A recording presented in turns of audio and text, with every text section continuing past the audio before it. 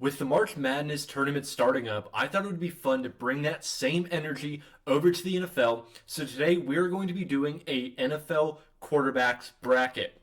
Now, before we get into the actual bracket, I do want to walk through how I did the seeding.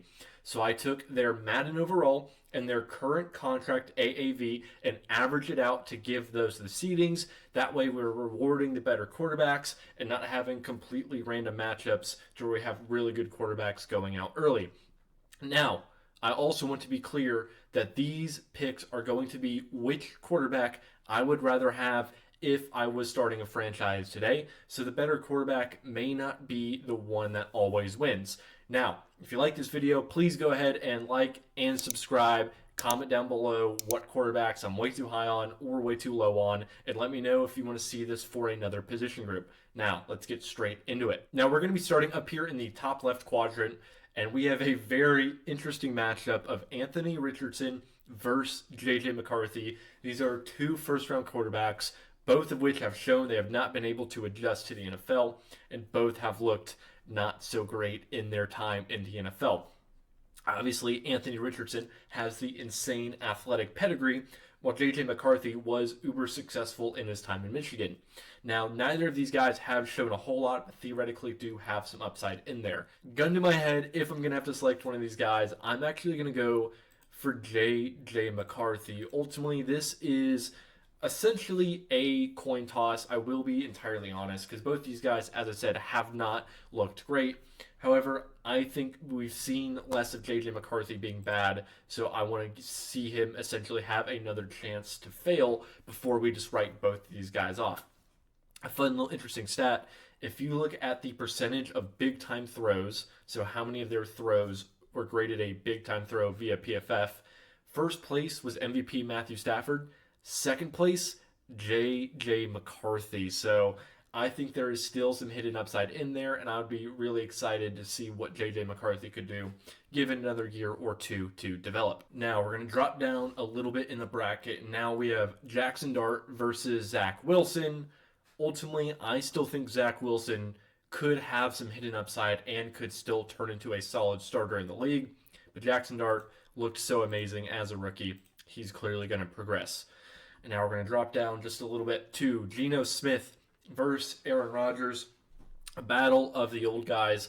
And Geno Smith looked absolutely horrible last year for Vegas, but I don't think a lot of that was truly his fault. I think Pete Carroll and his nepotism and this offensive line was just a complete non-starter that no quarterback would have had success here. So I don't fully blame him for the Raiders' struggles. Now, Aaron Rodgers is the popular punching bag, and everybody loves to say he's old, needs to retire, needs to be in a retirement home, but he can still play at a very solid baseline level, like a starting caliber, playoff caliber play. He's not the elite MVP Hall of Famer that we've seen in the past 15 years, but he's still an excellent quarterback. So that being said, I'm going to have Aaron Rodgers progress to go face Jordan Love in the next round. That's going to be a fun conversation. Now down here at the bottom, Michael Penix versus Kirk Cousins, a battle of the Atlanta Falcons. The Falcons have made their choice, and they've backed Michael Penix. However, I'm going to disagree with him, and I'm going to go for Kirk Cousins. Ultimately, I'm just not a huge fan of Michael Penix's game. He's kind of just, And ultimately, I think when you have a quarterback that's kind of just, it puts you into a really weird spot of having to decide, are we going to hitch our wagon to this guy or are we going to move on and try to find a new starter? And I think he's at that perfect little level of good enough to maybe be your starter, but not good enough where you feel good about him being your starter. Where at least with Kirk Cousins, for certain teams, I think he could be a very good piece because I'm not having Kirk Cousins come in to be my franchise quarterback, but could he come in and be a solid bridge quarterback for a year or two while a young quarterback develops? Absolutely. Ultimately, I think that's what the Falcons should have done with Michael Penix. Well, frankly, they shouldn't have drafted him after spending $160 million on Kirk Cousins, but I think Kirk Cousins currently gives you a higher level of quarterback play as well as I think the role he could fit for a team and team building, I think is so much more valuable than what Michael Penix can bring to your roster. Now, up at the top, Josh Allen versus JJ McCarthy. Josh Allen, the number one overall seed, clearly one of the best quarterbacks in the NFL. JJ McCarthy, the 32nd seed, clearly one of the worst quarterbacks in the NFL. And I'm not going to do anything controversial here. Josh Allen is easily going to progress. Now, next up, Daniel Jones versus Caleb Williams. This is a very interesting matchup because this is the perfect conversation of ceiling versus floor. I think Daniel Jones has a solid floor and a lower ceiling. Caleb Williams has an incredibly high ceiling, but has a low floor because sometimes he struggles to play within the structure of the offense and he can miss throws. I think the goal of every team should be to try to win a Super Bowl. Which of these quarterbacks do I think has a better chance of doing that? Is going to be Caleb Williams. And I think the perfect embodiment of this is the throw he made against the Packers in the playoffs this year. Scrambling to his left on a big have to have it down, throwing across your body like 30 yards, perfect pass to Rome Odunze. There is only a handful of quarterbacks in the NFL that can make a throw like that. So I do think if Caleb Williams learns to weed out some of his mistakes and can do more plays like that, he's the clear winner in this case. And Daniel Jones is a great point guard, but he is like Alex Smith. He is what Jimmy Garoppolo was. I don't want him to be my playmaker. I want him to get the ball to the playmakers. So Caleb Williams progresses. Now next up, we have Patrick Mahomes versus Jacoby Brissett. And I know Jacoby Brissett played valiantly in Arizona in his time, but come on, it's clearly Patrick Mahomes. Let's go to the next pick. Now, Jackson Dart versus Jared Goff. This is going to be the first major upset. Give me Jackson Dart. Jared Goff is, as of right now, currently the better quarterback. But when it comes to team building, kind of like what I was alluding earlier with Kirk Cousins, Michael Penix, I'm not sure if I like what Jared Goff can provide for a team. I don't know if he is good enough to get you over the hump to win a Super Bowl. And I think ultimately he is incredibly reliant on the pieces around him. So if you have the 10th best quarterback who I think is more so being elevated by the offense or can be great in a great offense, but I don't think he's elevating poor playmakers on his own. I think Jahmyr Gibbs, Amon-Ra, and Ben Johnson, frankly, were more valuable to that team than Jared Goff. I think Jackson Dart looked amazing as a rookie. Obviously, he is not perfect, but what he brings with rushing ability and his general playmaking attitude, I think is so much higher upside than Jared Goff. And if you look, the energy of that team completely shifted when he came onto the field against the Chargers and so on and so forth. So I think given another year and hopefully not being immediately behind the eight ball like the Giants season was when Dart came in, I think we could see some really fun, exciting play out of the young quarterback. Now, Jordan Love versus Aaron Rodgers, a battle of the Packers quarterbacks. If you had asked me this when Jordan Love was drafted, Aaron Rodgers would have been the clear winner, but at this point, it has to be Jordan Love. Jordan Love is not a perfect quarterback, but he still is able to go on spurts of playing incredibly high-level football. And while I do think Aaron Rodgers can still play and still be a starter in this league, I don't think he has the same upside that Jordan Love does in today's current NFL landscape. Now, Bo Nix versus Jalen Hurts, a Super Bowl champion versus a could have been a Super Bowl champion if he didn't randomly break his ankle. I am actually going to go with the quarterback. So as I said, this is me who I want going forward. If you look at the past resume, Jalen Hurts has clearly been more successful. But I think what Bo Nix provides is a higher level of play. Jalen Hurts, similar to what I was saying about Jared Goff, is not the reason that the offense was so great. He helped make the playmakers better. He was getting the ball out, limiting turnovers, not making mistakes. There is value to that, and clearly it can succeed if you have an amazing roster behind you. But if Jalen Hurts was on any other team, he would not be able to have won a Super Bowl. Like, let's be entirely honest, even the biggest Jalen Hurts fans have to admit that. I know he's had success in his time in the NFL, but I think that's because of what Howie Roseman is doing, building an insane roster around him. Meanwhile, Bo Nix helped bring the Broncos to a 1 seed. They would have beaten the Patriots if he was healthy, and who knows what would have happened in that Super Bowl. I also think his offensive talent around him, at least playmaking wise, is nowhere near the same of what Jalen Hurts has. So I think if Bo Nix had more dynamic playmakers, Bo Nix would produce stats like some of the best quarterbacks in the league, and we'd really start valuing Bo Nix higher. So going forward, as of right now, I would rather have Bo Nix on my team than Jalen Hurts. Now, Drake May versus CJ Stroud, we saw this matchup this year in the playoffs, and just like the playoff matchup, I'm going to have Drake May progress. Ultimately, CJ Stroud, if you were asking me this when he was a rookie coming off his rookie season, it would have been a much different conversation. But the last couple of years, he struggled, and 10 turnovers in 2 playoff games is absolutely unforgivable. So that being said, he has to go. Now, Kirk Cousins versus Lamar Jackson. I think Kirk has played amazing in his time in the NFL and has had a great career for what was kind of a random nothing draft pick. But Lamar Jackson, clearly one of the best quarterbacks in the NFL. Not much needs to be said there. Now, up at the top, Josh Allen versus Caleb Williams. Now, this is another great conversation of floor versus ceiling, where Caleb Williams has a high ceiling, but one of the quarterbacks in the NFL has a higher ceiling is Josh Allen. And unlike Caleb Williams, we've seen him grow and develop into having a higher floor. The throw I mentioned to Rome Odunze, I said there's only a handful of quarterbacks who can make that throw. Well, Josh Allen is one of them. As much as Caleb Williams looked good this season, he is still not in the same tier as Josh Allen. Now, Patrick Mahomes versus Jackson Dart. I do want to pick Jackson Dart because personally I just really love watching him play. Even though Patrick Mahomes had a rough season and is coming off an ACL injury, he is still Patrick Mahomes. He is still one of the best quarterbacks in the entire NFL.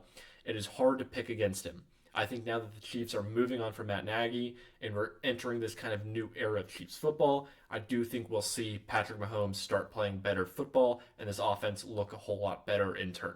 Now, Jordan Love versus Bo Nix is interesting because Jordan Love has spurts of playing incredibly high-level football, but also has spurts of playing pretty poor football. The Packers we've seen can beat anybody, but also lose to anybody, and a lot of that is Jordan Love's inconsistency. And Bo Nix, I think he plays at a much more consistent level of play, but we have not seen quite the same upside that we have seen at times with Jordan Love.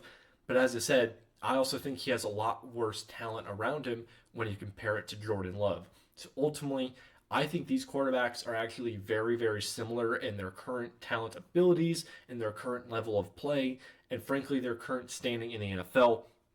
But if I had to pick, I think we've seen Bo Nix and the Broncos be more successful. I think that is because of Bo Nix more so than Jordan Love. So I'm actually going to have Bo Nix win another matchup and knock off Jordan Love. Now next up, Drake May versus Lamar Jackson. Drake May coming off a near MVP season, Lamar Jackson coming off an injury-riddled season, but he is still the 2-time MVP Lamar Jackson. Now this is a really close matchup. And frankly, they are both similar quarterbacks. I think Drake May has a better arm and better passing ability while still having a great rushing ability, while Lamar Jackson is clearly the best rushing quarterback in NFL history, but he's definitely developed and learned how to be a traditional quarterback. So this is a tough one. With recency bias, Drake May is currently the selection. And I think I'm going to actually stick with that recency bias just because we've seen him play at a higher level this season. I do think Lamar Jackson is going to come back next year and play amazing. However, if you get a matchup that is this close, I do think the tiebreaker comes down to injury history and injury concerns. I don't think Drake May has the same injury concerns that Lamar Jackson does yet. So going forward, I'd rather hitch my wagon to Drake May, who I'm less worried about missing time compared to Lamar Jackson. Now, this is not the first time people have had the Josh Allen versus Patrick Mahomes debate. And 2 or 3 years ago, it would have been a different conversation. But right now, I think Josh Allen has been the better quarterback than Patrick Mahomes for at least the last 2 seasons. I think these guys are definitely the Brady and Manning of this era. They're the best 2 quarterbacks who've been there more consistently. Unfortunately, he is still not gotten able to win his ring, but I do think he is currently the better quarterback. And now down here at the bottom, Bo Nix versus Drake May, a matchup we were actually robbed of seeing in the AFC Championship because of Bo Nix's random injury. And although I do think that Bo Nix would have likely won that game, I do think Drake May is the better quarterback and the one I'd rather have. Again, if you give Bo Nix a better surrounding, like a couple extra playmakers, maybe this conversation would be different.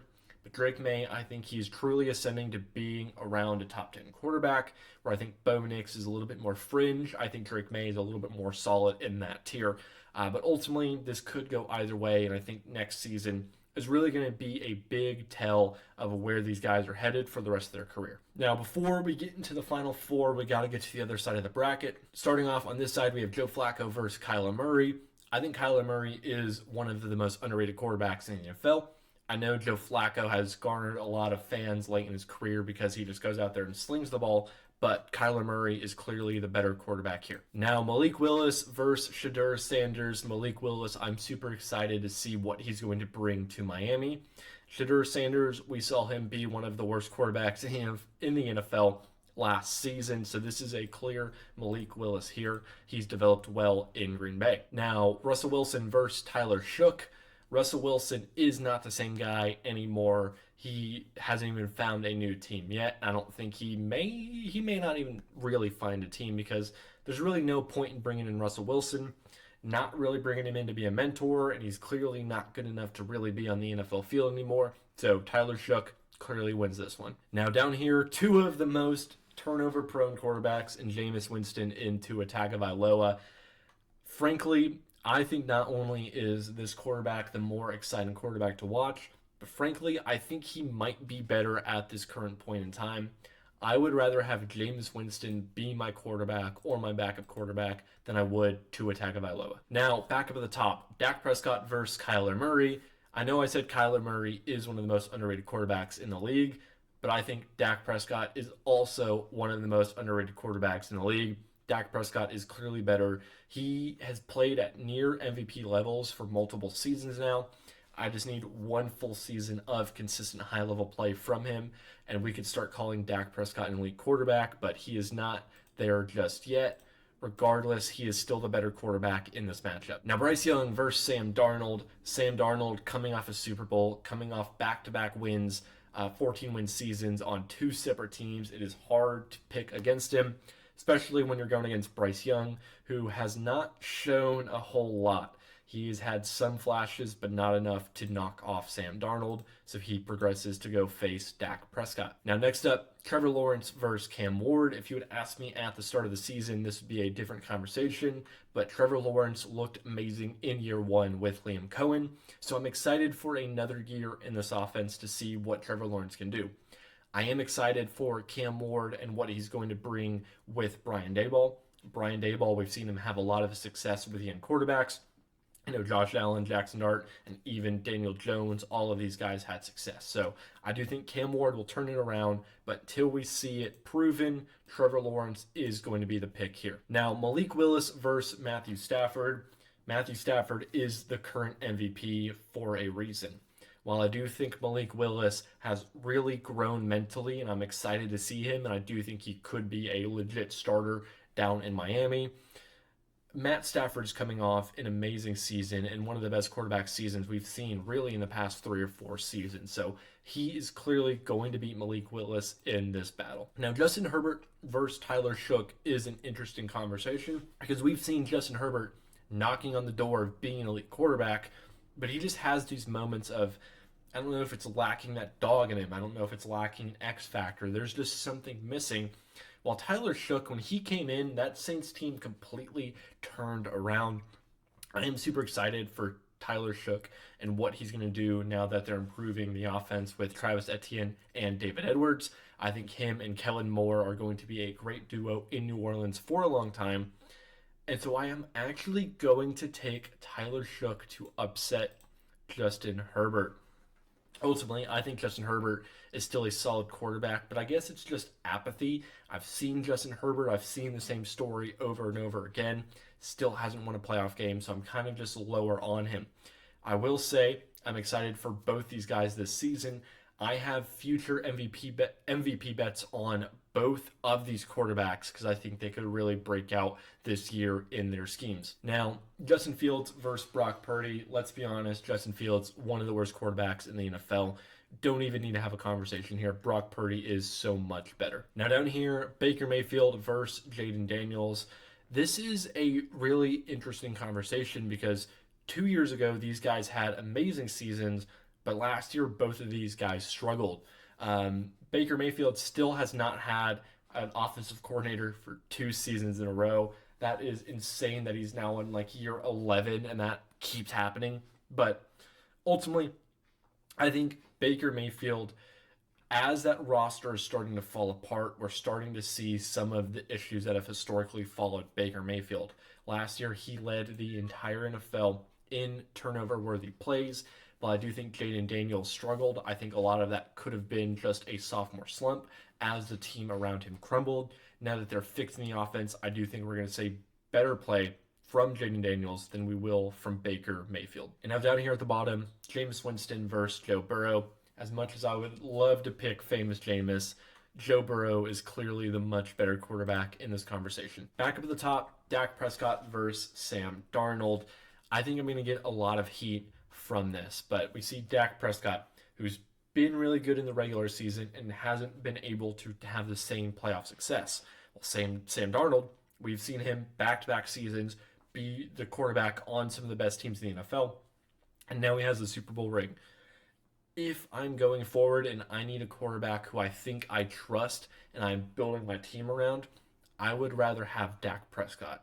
I think Sam Darnold played well, but the reason they got as far as they did was the special teams and the defense, and then JSN and Kenneth Walker's success, more so than I think it was Sam Darnold carrying that team. I think Dak Prescott has an ability to elevate a roster more than Sam Darnold, so that's why I'm going to pick him to progress. Now, Trevor Lawrence versus Matthew Stafford. As much as I do think Trevor Lawrence had an amazing season last year, he is still prone to a couple of issues and a couple of hiccups, while Matt Stafford is coming off one of the best seasons we've seen in the last couple of years, so he's clearly going to progress in this matchup. Now, Tyler Shook versus Brock Purdy comes back to the whole ceiling versus floor conversation that we've had. Brock Purdy has turned into a very good starter for Mr. Irrelevant. You know, he's around the 10 to 14th best quarterback at any given time. But unlike the Jimmy Garoppolos or the Alex Smith, you know, some of these playmaking or point guard types that we've seen, Brock Purdy does have more of an element of playmaking where I do think he's able to elevate an offense a little bit more. However, what we saw in year one of Tyler Shook honestly reminds me a lot of Drake May in his first year versus year two. I do think we're going to see an amazing year from Tyler Shook, so I am going to take him to progress past Brock Purdy. And now down here at the bottom, Jaden Daniels versus Joe Burrow.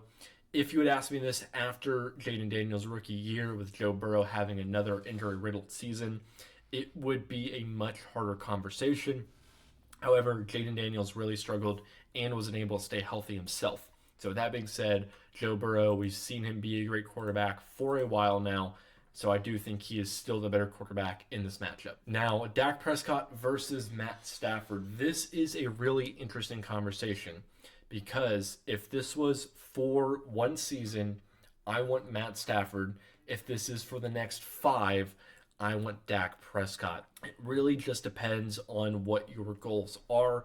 I think as of right now, if I had to pick, I'm trying to think somewhat long term. So I'm actually going to take Dak Prescott to knock off the reigning MVP, Matthew Stafford, and make it to the Final Four. Now, down here at the bottom, Tyler Shook versus Joe Burrow. Even though I'm incredibly high on Tyler Shook, and I'm really excited for what this year is going to be for the Saints, we have not seen him play at that level just yet, while we've seen Joe Burrow be an elite quarterback. I will say the only thing that is really making this close is Joe Burrow's injury history, but ultimately we're going to go with Joe Burrow to progress. And now here we are, the final 4 quarterbacks, Josh Allen, Drake May, Dak Prescott, and Joe Burrow.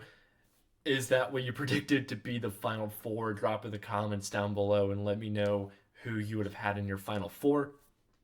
We'll start on the left side. Josh Allen versus Drake May, two of the finest in the AFC East. And ultimately, I do think Josh Allen is still the better quarterback. I know Drake May had an amazing season, but ultimately, what we saw, or what I guess we didn't see from him, really is a better way to phrase this, in the playoffs, is what knocks Drake May down for me. He had an amazing season, but the entire thing that everyone said was his strength of schedule was too easy.